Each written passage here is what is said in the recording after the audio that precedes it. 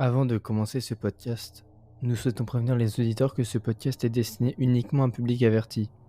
Certains contenus peuvent être susceptibles d'atteindre la sensibilité d'un jeune public. Merci.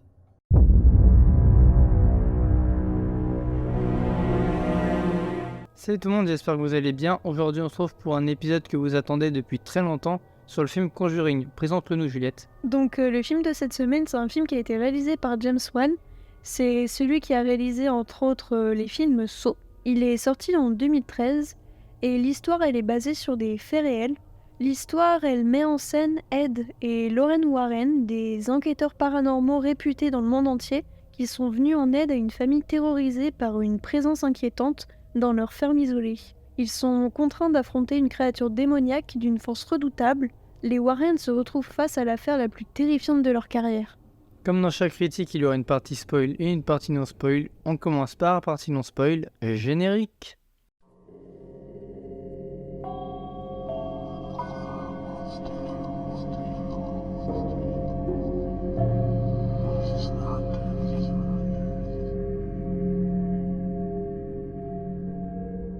Est-ce que tu avais des attentes avant de voir ce film ? En vrai, je m'en souviens plus trop de quand est-ce que je l'avais regardé la première fois. Je crois que j'avais pas d'attente parce que je crois à l'époque il était sur Netflix et je l'avais regardé comme ça et j'avais bien aimé, je savais pas trop de quoi ça parlait et voilà quoi. Et toi, t'avais des attentes ou pas du tout? Moi, oui, j'en avais entendu parler car on m'a dit que c'était une histoire vraie et vraiment tous ceux qui sont autour de moi m'ont dit que c'était vraiment super bien et m'ont proposé quand on a commencé le podcast de faire une critique sur ce film. Bon, on a attendu un peu mais au moins elle est là maintenant. Et du coup, t'as bien aimé le film ou pas? En vrai, ça a été. Il y a quelques scènes que j'ai pas trop aimées mais dans l'ensemble, c'était un très bon film. Toi, t'as bien aimé par rapport à la première fois que tu l'avais vu ? Bon, en vrai, plus je le regarde, plus je l'apprécie, même si... Alors, j'ai vu que Conjuring 1 et 2, j'ai pas regardé le 3, j'ai regardé que le début et je l'avais trouvé vachement bidon comparé aux autres. Et pour moi, le premier Conjuring, il est très bien, mais pour moi, le 2, il est meilleur. Et qu'est-ce qui t'a fait plus aimer le 2 que le premier ? Je sais pas trop, mais je vais pas non plus partir dans les détails parce que c'est une critique du 1 et pas du 2. Mais je dirais quand même l'histoire, je la trouvais plus intéressante que celle du premier.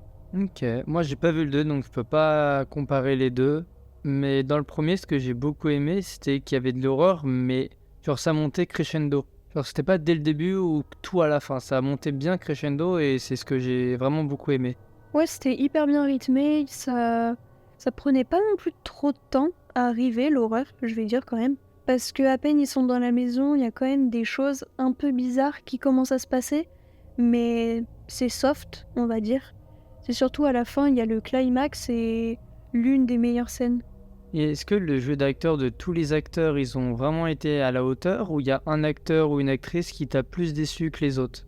Non, comme d'habitude, le jeu d'acteur, j'ai rien à redire là-dessus.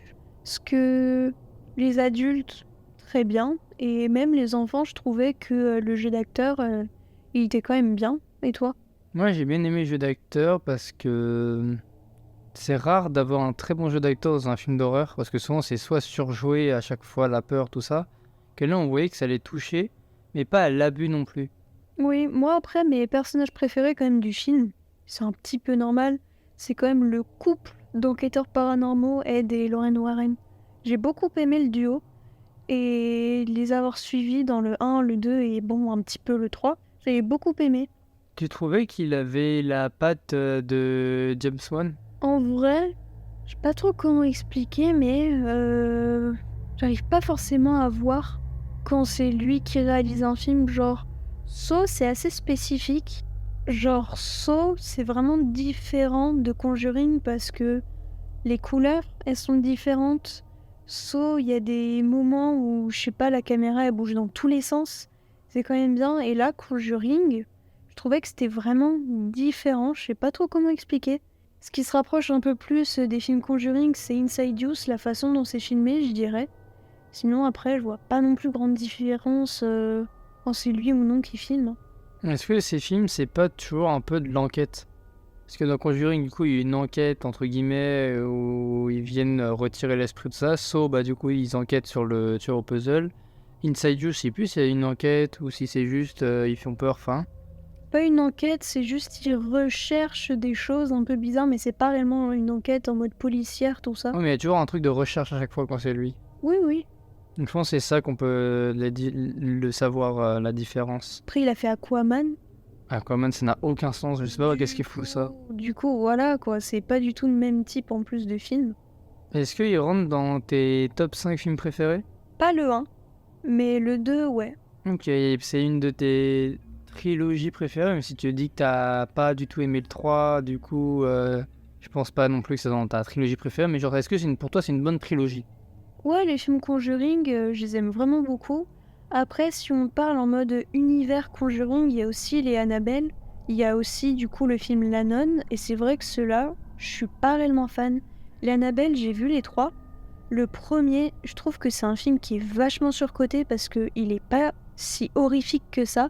C'est plus genre des bruits stridents quasiment tout le temps et c'est assez chiant. Ensuite, le 2, je dirais que c'est peut-être celui que j'ai préféré parce qu'on comprend du coup Annabelle, comment c'est devenu la poupée qu'elle est maintenant.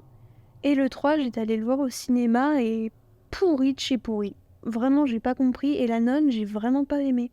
Du coup, est-ce que à nos auditeurs, tu leur conseillerais de regarder les Conjuring et tout l'univers Conjuring? En vrai, c'est des bons films, je dirais, pour débuter dans l'horreur. Parce que ça fait pas non plus si peur que ça, je trouve. Vraiment, c'est assez soft. Et ouais, juste pour débuter. Parce qu'après, tout le monde a des goûts différents. Peut-être qu'après, tout le monde a kiffé les Annabelle, pareil pour La Nonne. Et voilà quoi. Bah, c'est un bon film pour débuter tranquillement. Ouais. Est-ce que tu trouvais que le fait que ce soit basé sur des faits réels, l'histoire, ça a rajouté un truc ou pas? Genre, est-ce que ça t'a fait plus peur, on va dire? Au début, oui, mais quand j'ai appris que en fait c'était tout et faux, bah ça m'a un peu déçu que ça soit pas vraiment la vérité. Après, pour cette histoire, je sais pas si tout était faux, mais je sais que dans l'histoire du 2, désolé pour ceux qui y croyaient réellement, mais il y a plein de choses qui ont été prouvées que l'histoire du 2, tout était faux. Hein. Peut-être qu'on fera une critique sur Conjuring 2. Bah, si vous voulez un podcast sur Conjuring 2, n'hésitez pas à mettre un commentaire sous cette vidéo pour YouTube. Et ceux qui écoutent sur Spotify, n'hésitez pas à nous envoyer un message sur Instagram ou mettre un commentaire sur Instagram. On veut un podcast sur Conjuring 2. Est-ce que tu connais la note Allociné? Alors non, mais je peux la deviner. Enfin, essayer. Bah vas-y, je te laisse, je t'en prie. Le micro est à toi. Alors, même si j'ai jamais eu la bonne réponse depuis le début, je vais quand même tenter.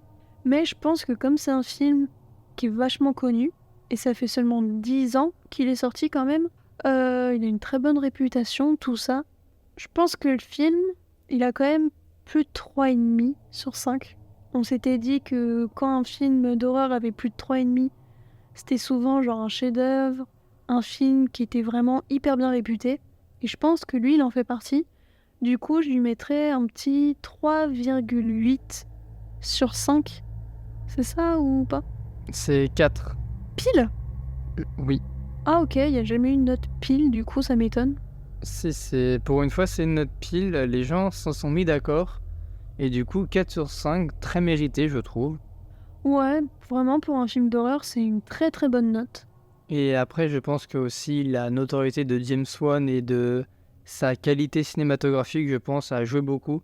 Parce que je pense, même si les gens n'ont pas trop aimé ce film, vu que James Wan c'est un très bon réalisateur, ils ont dû quand même mettre une bonne note. Ça dépend parce que la plupart ne savent pas réellement qui est James Wan, ils savent pas réellement qu'est-ce qu'il a réalisé.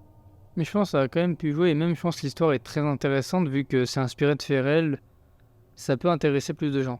C'est ça, une fois que on sait que c'est une histoire basée sur des faits réels, les gens directement, ça les passionne, ils sont très curieux. C'est pour ça qu'aujourd'hui les documentaires marchent très bien. C'est ça. On passe à la partie spoil. Vas-y. Ah, dans 5 secondes.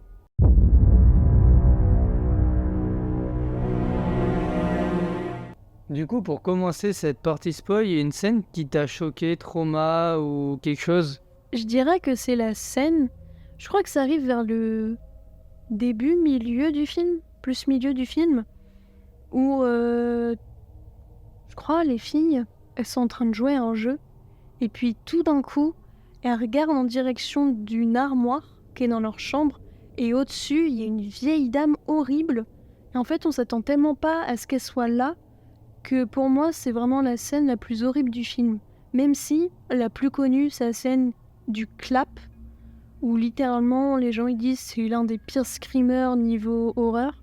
Mais je suis pas réellement d'accord. Je trouve que cette scène, elle est assez surcotée. Elle est très jolie, elle surprend. Mais pour moi, c'est pas la scène qui fait le plus peur dans le film. Et toi, c'est quelle scène ? Non, moi, c'est la scène où c'est la vieille qui saute sur la mère et lui crache du sang dans la gueule. Je suis d'accord, celle-là, elle est horrible. Bah, en vrai, toutes les scènes où il y a la vieille, je trouve qu'elles sont assez horribles. Et est-ce que si t'avais regardé Conjuring à 1h du matin dans le noir avec une armoire en face de toi, t'aurais bien dormi? Je pense à l'époque moyennement. Parce que déjà avec Scream dans l'armoire, en fait toi t'as toujours un truc avec les armoires. Non, après Scream, je l'avais regardé, j'avais 9-10 ans, donc déjà c'est pas trop recommandé à mon âge, même pas du tout. Et en plus, il y a une vieille, et t'as peur des vieilles. J'ai pas peur des vieilles, soit c'est toi qui te l'as mis dans la tête, hein. C'est juste The Visit, j'ai pas aimé. Cette scène-là, j'ai pas aimé, mais c'est pas parce que je déteste les vieilles dames. Et la vieille dans ça? La vieille, elle m'a fait marrer. La scène où elle est dans la cuisine, tout ça, et elle se met à bouger dans tous les sens, moi ça m'avait fait rire. C'est après le monstre, comment elle s'est transformée dans ça, qui m'a fait peur, qui m'a surpris. Mais sinon, j'ai pas peur des vieilles dames. Même, moi, mais les vieilles dames dans les films d'horreur, si. Non, Et les araignées. bah, les araignées, oui, mais c'est différent ça.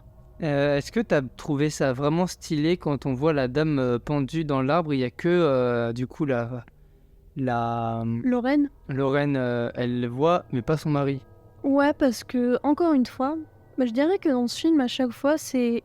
Il y a des choses qui apparaissent à l'écran, et en fait, elles arrivent pile au moment où on s'y attend le moins. Genre là, elle est choquée, elle voit tout ça, et puis boum, les pieds pendus, on voit une personne pendue juste derrière le mari quand il demande qu'est-ce qu'il y a. Et je trouvais que cette scène a été assez stylée quand même. Et je me demande, est-ce que c'est pas une de ses visions?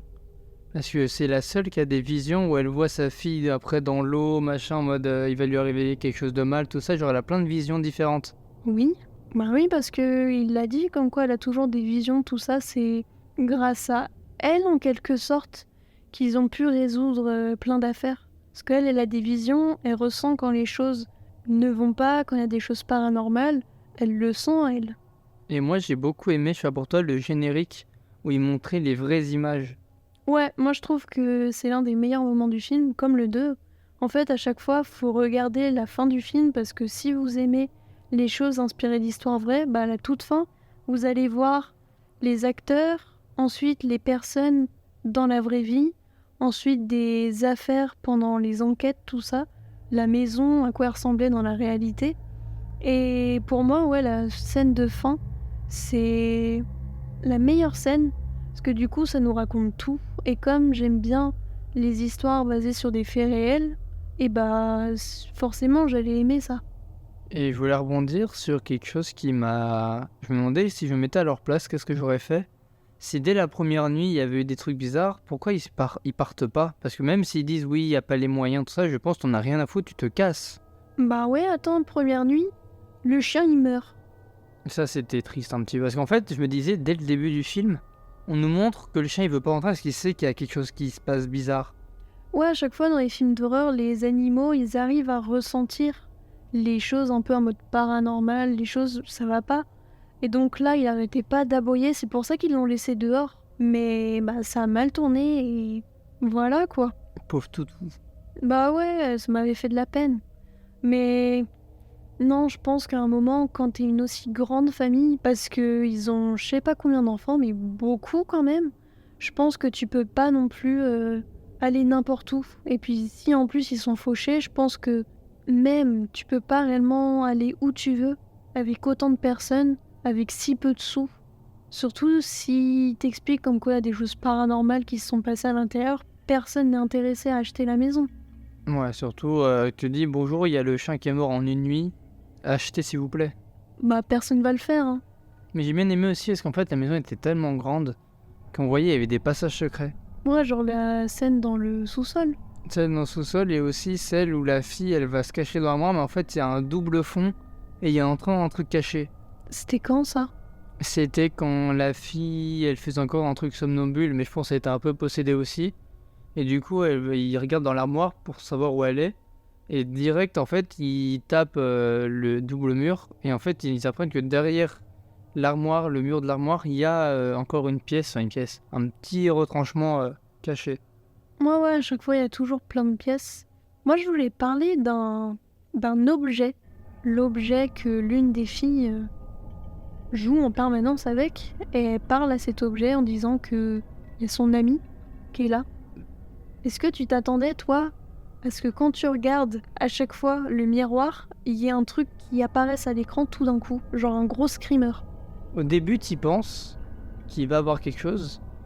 Mais après, au fur et à mesure, on sait qu'il se passe rien. Mais à la fin, il y a quand même quelque chose qui est apparu.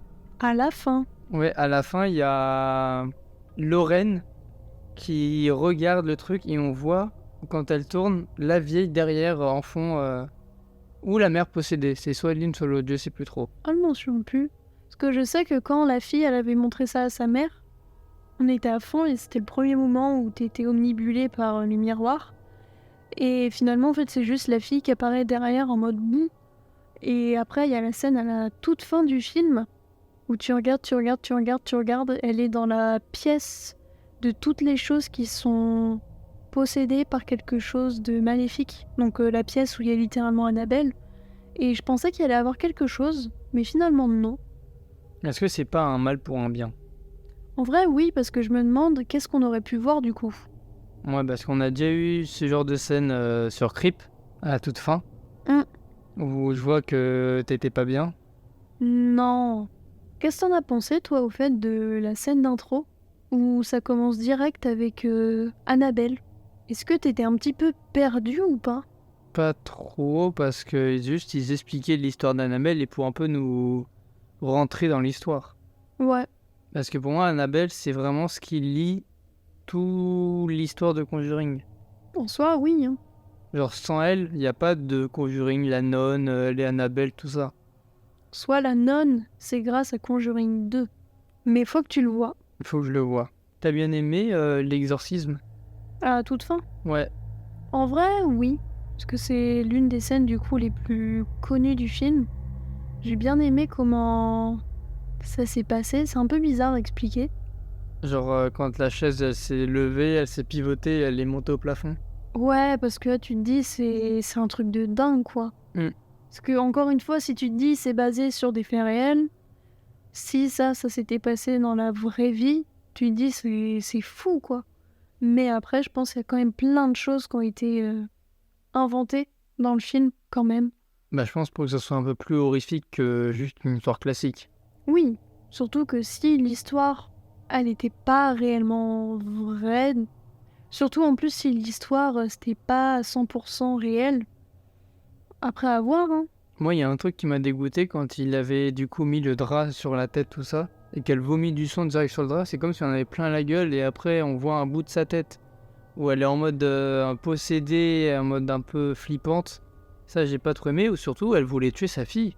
Elle la poursuivait partout comme si vraiment elle voulait vraiment tuer sa fille. Au dernier moment, ils ont dû l'attacher pour ensuite faire l'exorcisme. Parce qu'elle était possédée à ce moment-là, tu voyais bien que c'était pas normal. Déjà, le fait, comme t'as dit, la chaise, elle se lève et elle fait un 180. 180 degrés, tout ça. Ensuite, elle vomit du sang, tu te rends bien compte que c'est pas son état normal, quoi. Puis même, tu vois que physiquement, elle est possédée, c'est pas réellement son visage, c'est bizarre. Et surtout, il y a une scène qui m'a stressé, c'est quand Lorraine était tombée vraiment entre les murs. Ah oui. Alors je pensais moi qu'elle était tombée dans la cave, mais en fait elle est tombée entre les murs. Ouais. Donc ça c'était un peu stressant et angoissant. Et sinon, qu'est-ce que t'en as pensé de comment elle est redevenue à la normale, la mère? Genre Lorraine qui lui touche son visage, qui dit repenser à cette journée à la plage, c'était la meilleure journée que vous avez eue, tout ça. En fait, c'est en pensant à un bon souvenir que du coup, l'exorcisme il marche. Genre limite, tout ce qu'il avait dit, le Ed Warren, ça n'avait servi à rien. C'était juste se remémorer des bons souvenirs qui a fait que ça a marché. Bah, c'était un peu la scène émouvante du film, en mode oui, les choses positives est toujours au-dessus du négatif et bla bla bla bla. C'est ça. Conclusion, on donne nos notes, on fait une petite conclusion tranquille. Vas-y.